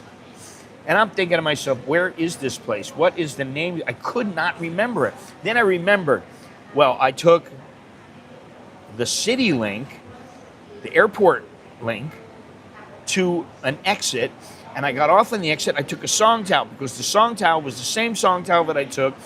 And I take it, I've been there 2 or 3 times, and I was like, I can't remember the name of this place. It was like an artsy-fartsy kind of place. And so, I remember I got into a little tussle with the guy on the song towel the last time, or second to last time. He tried to grab my gimbal, and I told him, "Don't touch me again." And I was thinking to myself, if he touches me, I'm going to smash him. I'm thinking that to myself, and I'm thinking, "Oh man, this is trouble." And then finally, I get off, and there was no problems, but I'm trying to find this place, and I'm like looking on Google Maps, and I'm searching for this place. I thought, okay, the exit is Lat Krabang. So I get off on the Lat Krabang exit, and I'm trying to figure out, okay, so from here, where do I go? Then I saw the road. So I picked the road out, and I started going, and I thought, what is the name of this place? And I typed it into ChatGPT. It's called Huatake. And in Huatake, there are several coffee shops. And then I found the coffee shop. It's called Smell Dream Cafe. The guy roasts his own beans. He has his own coffee beans. He has like 5 or 6 of these German-made grinders. They're hand grinders, and they're like 20,000 baht each. He's got like 5 or 6 of them. He's got all these different manual espresso makers. He's got all kinds of stuff. And I've been there when his wife was there, which was not as informative as when he was there. And I've been there when he's there. So I wanted to go there, and I thought about going there today, but I didn't think I had enough time. So maybe when I come back from Suratani, I'll go there. And the other thing is he doesn't open until like 10 o'clock. So that's a bit of a problem. But it's right on the canal. He makes great coffee, and I just want to pick his brain a little bit. My wife makes the best rum cake. It never lasts long at parties. Good stuff. Yeah, I like it when the brown sugar and the rum and it coagulates near the bottom. Or on the edges. It's so good, man. Last year, the Thai wife and I took a month off from work to travel to Bangkok, then Krabi, and back to Hua Hin. Had a great time. I didn't want to head back to the States. Nobody does. I mean, really. It's going to Thailand is very, very exciting. I still remember this. And coming home sucks. Going home sucks. Because your trip is over. You're done. And you're like, now I got to just sit here for 20 hours or 22 hours, whatever it is. And you got to just sit there and go home. And I remember, oh man, I mean, we had all kinds of rum cake we had a big walk-in closet. And I remember my mother had like 4 of them in there, and I took one out and I started eating some of it. I ate some at like right after dinner, and then in the middle of the night I woke up and I thought, I want some more of that rum cake. And by the morning, the whole rum cake was gone. She was like, what happened to the rum cake? I was like, sorry. I polished it off. Yeah, but I still remember, it's been a long time now, but I do remember coming over and I had pep in my step, man. I was like, yeah, all right. Going to Thailand, yeah. Can't wait, And then when I was going back, I remember I heard this group once. It was called Michael Learns to Rock, which I had never heard of before. And I started playing this music. And it was all kind of like love songs and sad. And I'm on my way home, and I'm like, it was just made me so depressed. I was like, oh my God, I couldn't believe it. And I got home and I was like, when am I going back? I got to go back. I can't do this. Oh, and that's one of the things that made me decide to move. All the time, I came back and forth like 5 or 6 times. And then afterwards I was like, oh God, this sucks. And then the next time, oh, this sucks. The next time, and some of the time I was flying on couriers. So like one time I came here for like 4 days, and that was it. I get there, the guy takes my envelope, I got my carry-on bag. I go do what I'm doing, and then a couple of days later, it was like, oh, time to get back on the plane and go. I'm lucky it's only a 7-hour flight from Western Australia to Bangkok. I visit 4 times a year. Yeah, that's nice. It's kind of like going to Japan for me, but Scott, the OA and O are I know the O is different. Is it the O that doesn't require all that stuff? The OA does. Okay. I thought you can only get the O inside of Thailand, or was that how it used to be?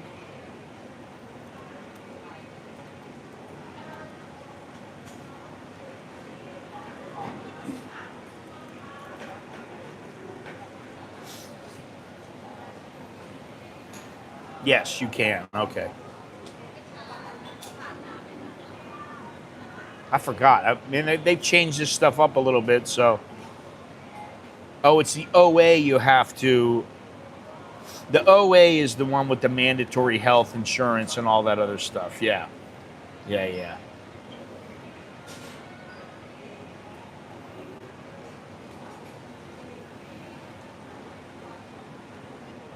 Do you still need COVID testing? No, I don't think you do.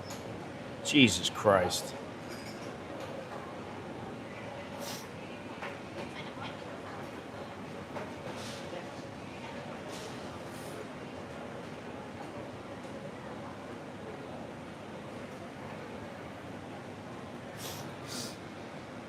Well, anyway, I think that's one of the first things you need to figure out before you come here. Before you start to look around for a place to live, you need to make sure that you're set when it comes to a visa, or that you will be set, that you can be set, and it's not that difficult. Oh, man.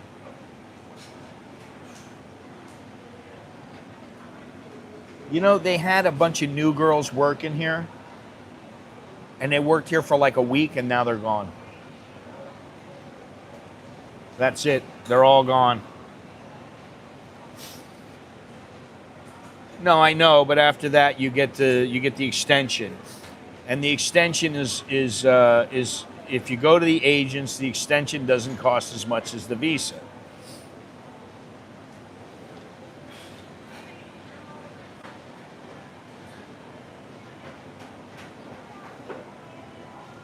I'm busy now. Oh man, I don't know where they went, but they ain't working here anymore. And they're in the back. There was a girl there, and she goes, "Oh, I just want to tell you, tomorrow's my last day." I was like, "Oh." So then I was there the next day, and then another girl told me, "Next month is my last month." So they're always, they're always mixing it up and getting new people. But there's always a turnover in these kind of jobs.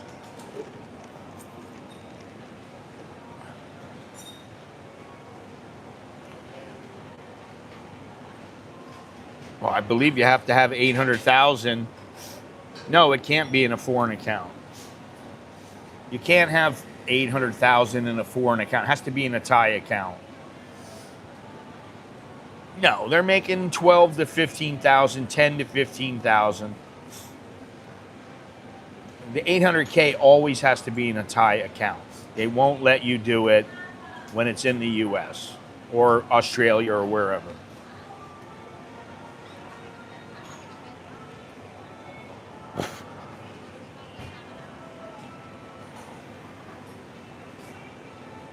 It's not going to happen.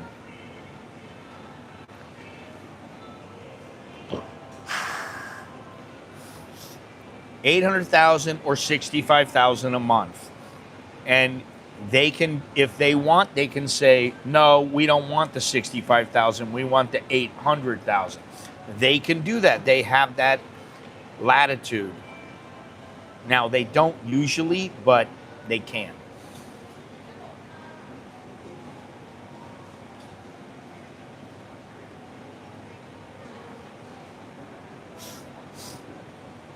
I don't know, but I know people who have done it on the first year. It can be a combination. But it depends on the officer. That's how it works.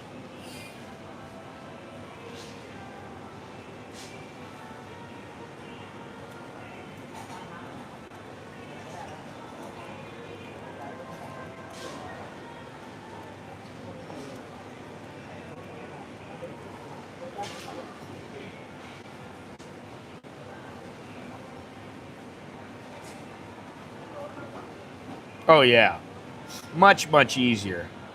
The 65,000 is a pain in the ass. Yeah, you do have to show it. You have to show it that you've done it. You have to have a 12-month history. That is true. Yeah. But if if you've been collecting, let's say you're collecting Social Security and you get 80,000 a month, you just show that you've been getting it for 12 months and you don't have any problem. But the problem is that you need the money to go into a Thai bank. The history is the equivalent of 65,000. And again, this depends on the office. Every officer can be different. Sometimes they are, maybe less so now where they're different, but if you just arrive, they're not going to accept it.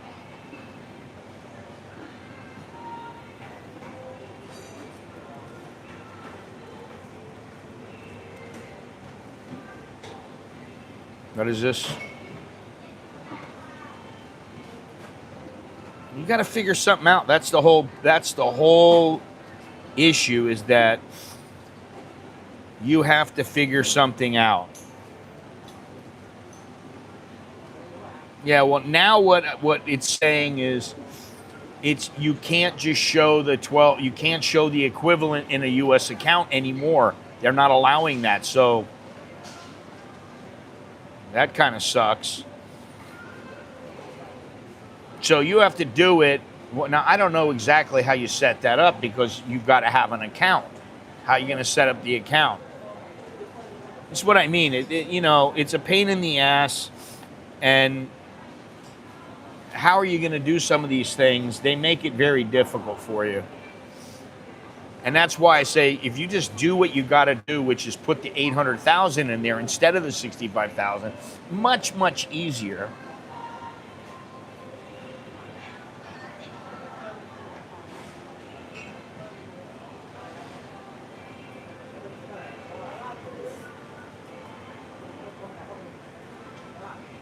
And I wouldn't want to have to navigate the immigration system.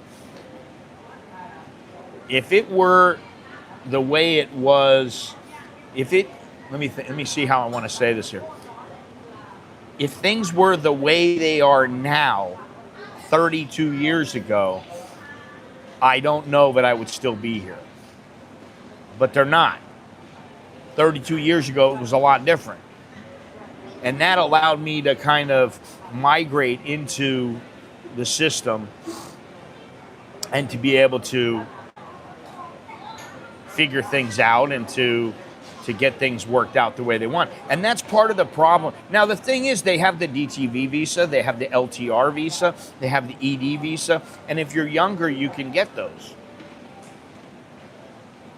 But if you get an ED visa, you're going to have to train in Muay Thai, you're going to have to learn how to cook, you're going to have to learn the language, you're going to have to do all these things.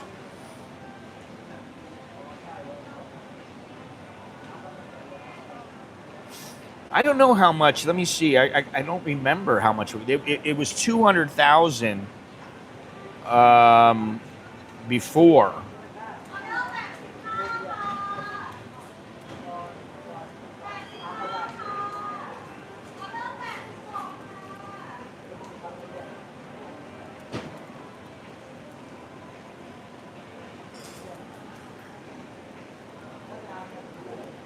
I thought it was 1979 when they changed it from 200.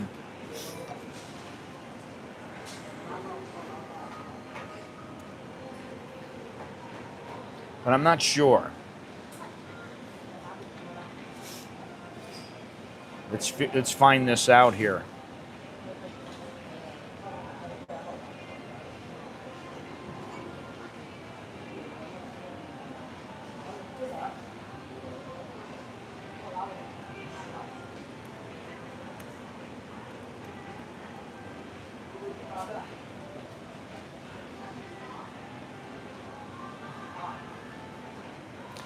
It's been a while, dude. Believe me. Now, I've been here and it was 400K.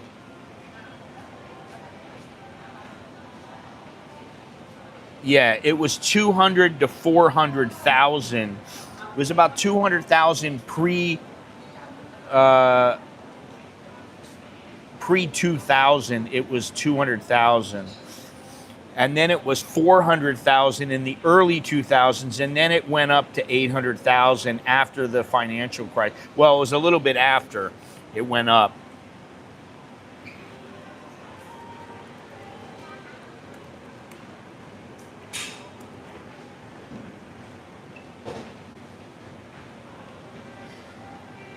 But I think they used the financial crisis. Okay, so yeah, it was 200 to 400,000. They were inconsistent. Well, they just raised it from 200K to 400K. That's what they did. And that was about 1999.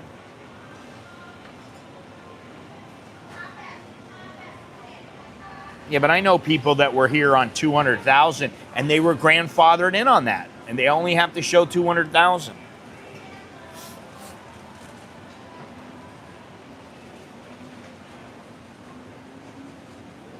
What are you going to do? You know? You want to live here, you got to do that. You know?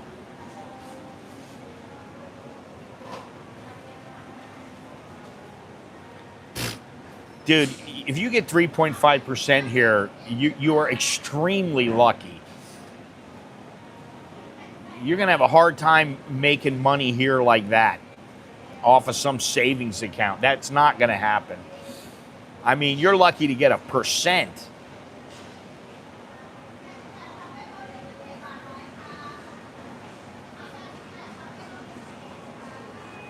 They don't pay 3.5%. No. I think it's like 0.9%. What do you think I'm telling my kid to use Charles Schwab to put his money in the bank? He uses Charles Schwab.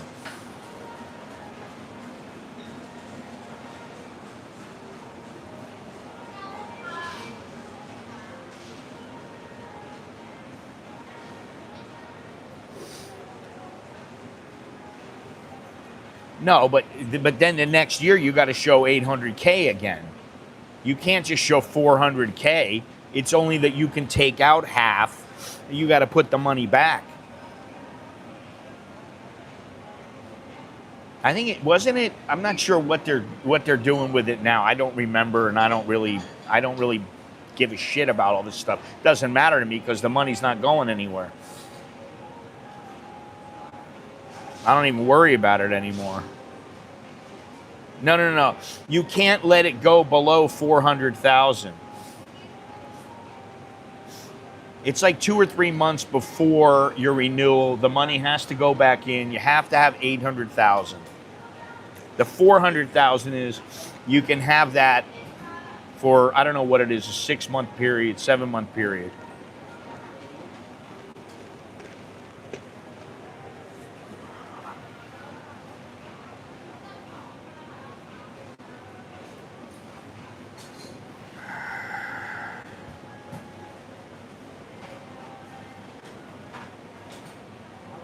Something like that.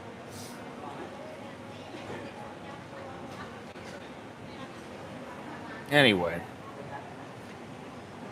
you know, people say all the time, they're like, oh, it's getting so difficult with the visa. Oh, they've changed everything. No, it's not that they've changed everything.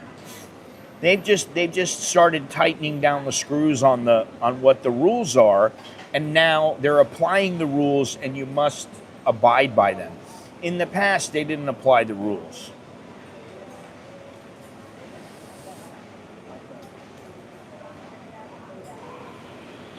especially Bangkok Bank.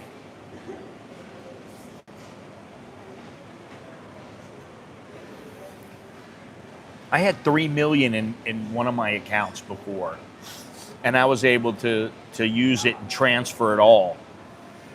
But that was a couple of years ago. But there are ways around everything. You just got to figure them out.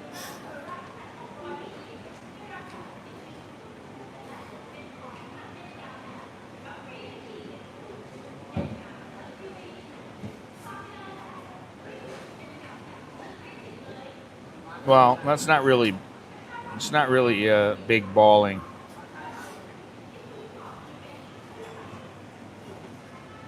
It's not like I could go out and piss that money away. That money makes money.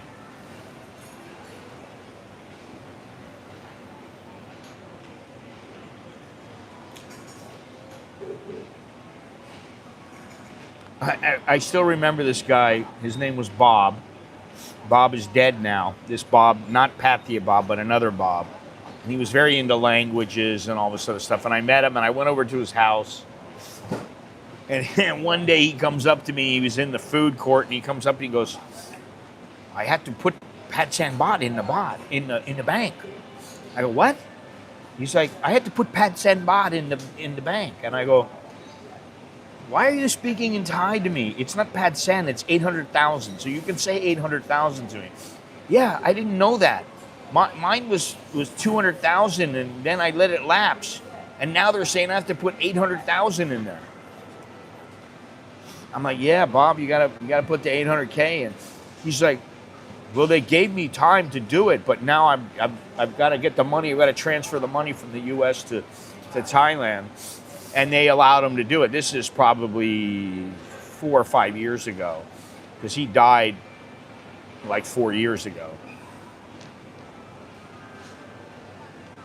I only like, yeah, but you know, the DTV is not a permanent visa. So maybe for you, it's a good thing. I don't know.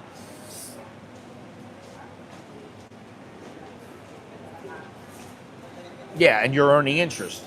I mean, that's a good thing. If you want, you can just carry some cash in. You can do all kinds of things. I don't like the DTV because I need a Thai bank account. I want a Thai bank account, and I have numerous Thai bank accounts, and I have them because I need them for certain things. And I'll be honest, I try not to keep too much money in them because I don't really trust. It's not the Thai banking system. It's the banking system in general. I don't really trust all that much anymore.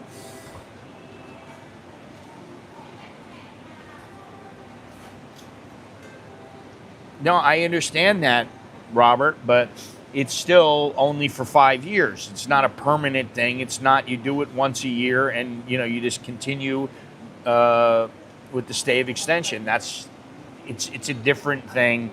And you are considered a tourist. You're not considered an expat. You're not considered somebody who lives here. That's why they won't let you open a bank account. And there are other things that you may not be able to do because of that, but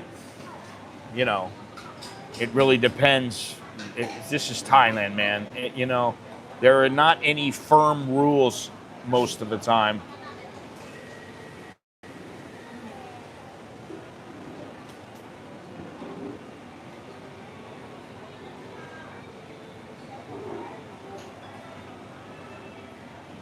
I think they come in here because they get a deal on. They use the UOB card. They get it's like 50 baht or something. They get whatever they want. I don't know exactly what it is.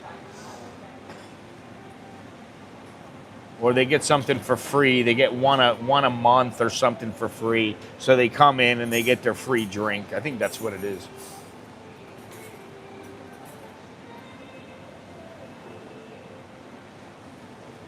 I mean, I wouldn't mind if they just go, you want to get an elite visa, okay, but you don't have to pay. I don't know how much it is, 2 million, 2.5 million, whatever it is for a 20-year one. Because, you know, like for me, I'm 63. What happens if I die when I'm 72? You know.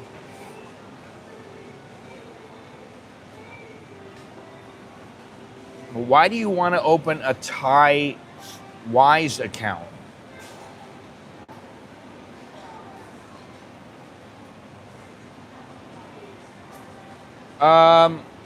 I don't really notice it, but I know people who do, and I know there is rationing going on. Some are 500, some are 1,000, some are 2,000.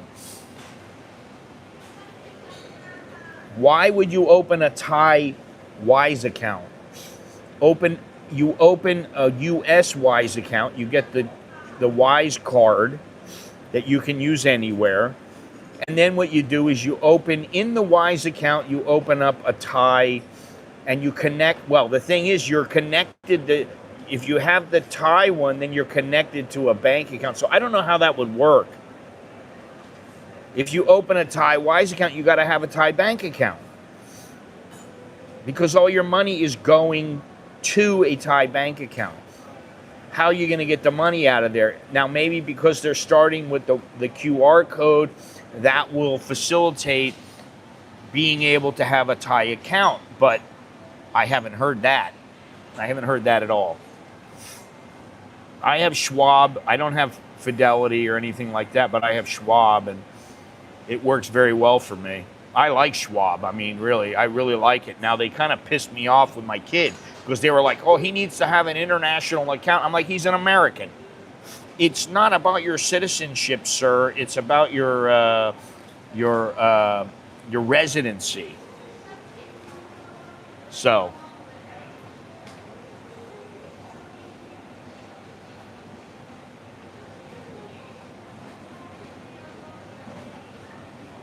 if the foreign Wise account has ScanPay, then no need for a Thai Wise account.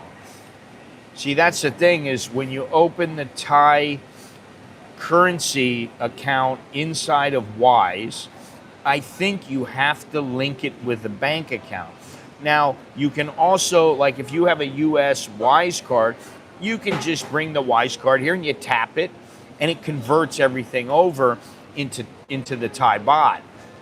But all I do is I convert, if there's a good rate, like if it's 33.9, then I get the US dollar and I convert it immediately into Thai baht.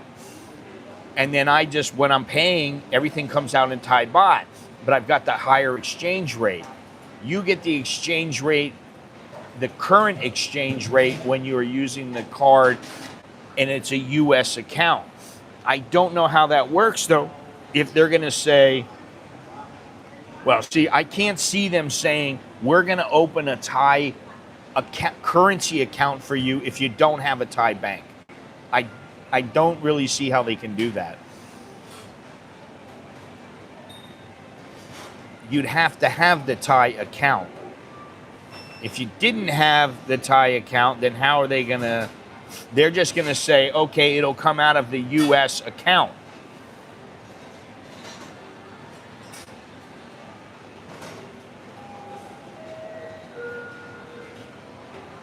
Yeah, that's the thing. They said you can't buy mutual funds. I think that's what they said. You know, which, listen, I told them I'm an American citizen. Fuck you. I live in America. I'm not considered a resident here. I'm a non-resident. That's what I told them. And they opened up in a U.S. account for me. And it's worked very well for me. And I have a card. I have a card from them. I have everything. And I'm not Schwab International. I'm Schwab US. Yeah, they call it an international account. That's what they do a lot of times. But they did, for some reason, they didn't do it with me. And they sent my card to me in Thailand, which is great. So, anyway.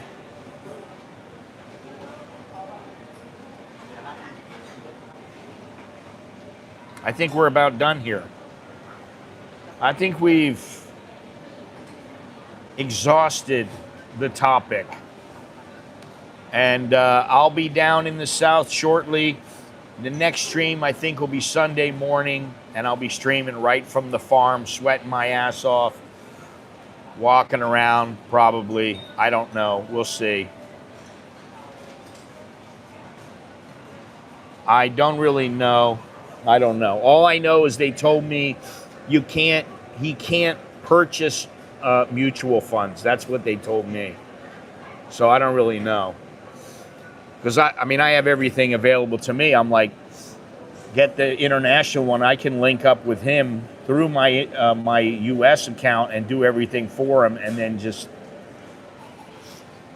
make him beneficiary. If anything happens, he gets all the money anyway, and you know I wouldn't worry about it. But oh God, here you go. Look in the bag. It's a mutt.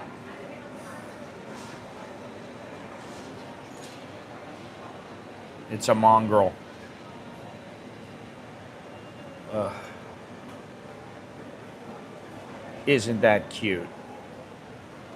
Anyway, time to go, gentlemen.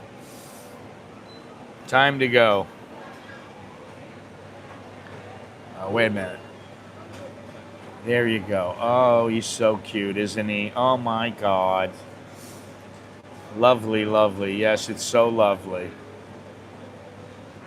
All right. Anyway, that's all I have.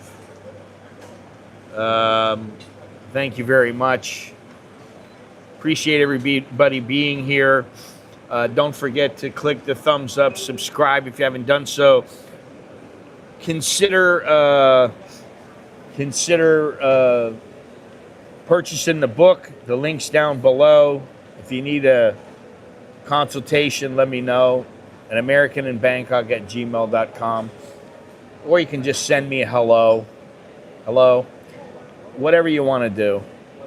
But that's all I have. So until next time, I'm Scott. I'm an American in Bangkok, where I'll be for a little while. Chok di leo jerk and mai. That's good luck and see you again. Man, there's so many people here. They're all just lining up right now. There's a guy on my block that has a husky, and it's criminal. Criminal that it's this hot unless he stays inside all the time. I know he takes him out, but I don't know how often he gets to go out, or if he stays out, or if he's just in the aircon all the time. But anyway, I gotta go. I'll talk to you guys later. See ya. How do I get this thing to stop? There we go.